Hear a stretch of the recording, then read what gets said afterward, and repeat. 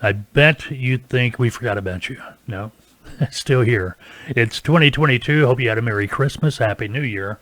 This is our first video for 2022. Today we're going to continue with the series we started last year, Marketing Your Brokerage or Transportation Company. Today we're going to be talking about a newsletter that's coming up on Freight Broker TV.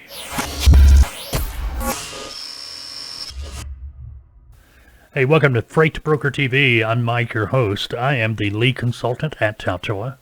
If you're not familiar with TALTOA, well, take a moment, check us out, TALTOA.com. There'll be a link below in the description. Anyway, TALTOA, we train and consult freight brokers, transportation companies, and such. We have packages that include not only in-depth training and consulting, but placement as well. So if you're thinking about starting as a freight broker agent, which is what we recommend, you're able to get started as soon as you complete training. What it is, you're able to contract through us as an agent, contracting to work under the license of a freight broker. The way we're able to do that is simply this. We consult freight brokers all over the country. And our freight broker clients that wish to participate, we're able to allow our agent clients that are just starting out, they're able to work through us under their license. We're taking on all the responsibility, in other words. So that way it gives the new broker agent the opportunity to begin their broker operation as an agent, allows them to start gaining the experience as well as building a customer base. And the customer base they build, that's theirs. They're able to take that with them. If you'd like to learn more about it, you can visit our website, taltoa.com, TALTOA.com, or call me. You can call me and speak to me directly, 479-668-0838. Had to think about that for a moment. The number. All right, continuing on in our episodes about marketing so far, or the series about marketing. This is the third installment in that series. You can find the other ones going back on our YouTube channel.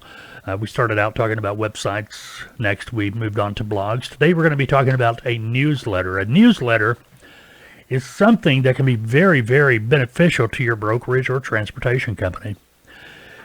There are plenty of these newsletters available. MailChimp, you've probably heard of them. It's free. I believe it's free up to you get to 1,000 subscribers or 1,000 emails you're sending out. The thing is, with your newsletter, what you're trying to do is create that following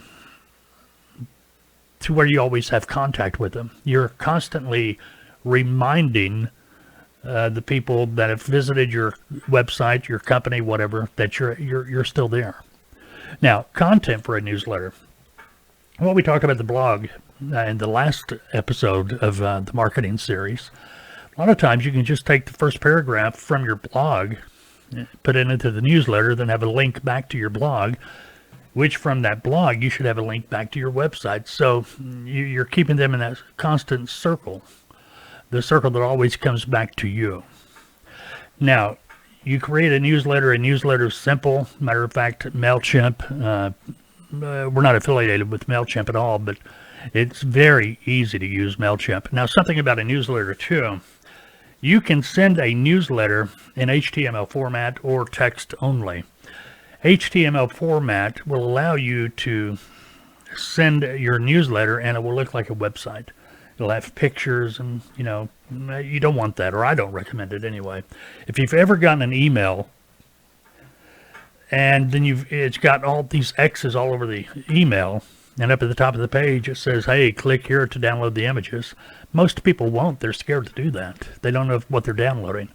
With the viruses and things like that, who knows anymore? So my recommendation, because you're really just providing information only, a loop back to your business, is text-only email or text-only newsletters in an email format, because those will be emailed out to your target audience.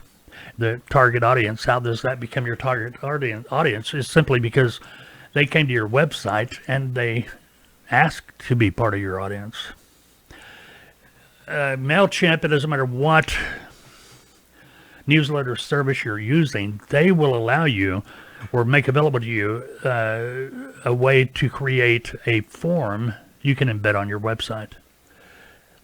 The forum, you can collect a lot of information. You can ask a million questions for somebody to fill out and subscribe to your newsletter. I don't recommend that. Matter of fact, if you go to our website at TALTOA, you'll see at the bottom of every page, it says TALTOA newsletter, and it asks for one thing: email address, subscribe. The thing is, you're not really trying to collect information, get their life history, because you're just trying to keep them in your marketing loops. So you're always making contact with that person that showed interest in your brokerage in the past, be it a shipper, be it a trucking company, whoever it might be that had interest in your company.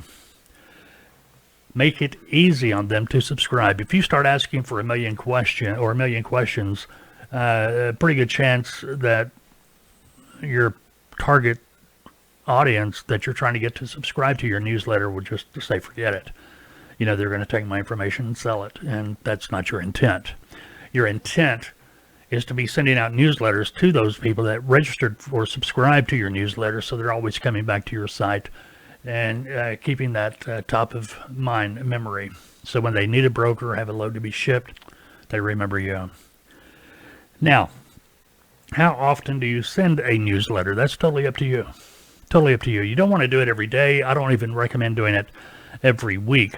How many times have you subscribed to a newsletter and then all of a sudden you're getting all this junk mail from this newsletter that you signed up for? You were wanting one thing, and then all of a sudden now you are registered for, you're getting 15 emails a day, it seems like. There's one outfit, I'm not going to name them, but I fish, and it's not these people, but and I buy a lot of product from their company. But I'm not kidding you. They bombard me with, I bet, 3 or 4 emails a day. I don't want them. As a matter of fact, it didn't take long. I've unsubscribed. And when I unsubscribed, I still kept on getting these newsletters. And it always kills me, because if you look at the bottom of a newsletter, it says, click here to unsubscribe, and then a little disclaimer, may take up to 10 days. It only took 2 seconds to register. Why 10 days? You can register me automatically, subscribe me automatically, but it takes 10 days for you to get in there, and that's baloney, and we all know it. Anyway, that's that. But once a month, once every couple of weeks, all you're wanting your newsletter to do is keep reminding the people that visited your website or your blog that you're still there. Have links that from whatever you put in your newsletter coming back to your marketing circle, your website, your blog, things of that nature. Get the idea? All right, very good. Coming up next time, we are going to be talking about, as far as the series goes, so far we've talked about website, blog. Today was newsletter. Next time we're going to be talking about social media. Not a big fan of social media anymore, but it does have a place, and we'll be talking about that next time on FBTV. Take it easy.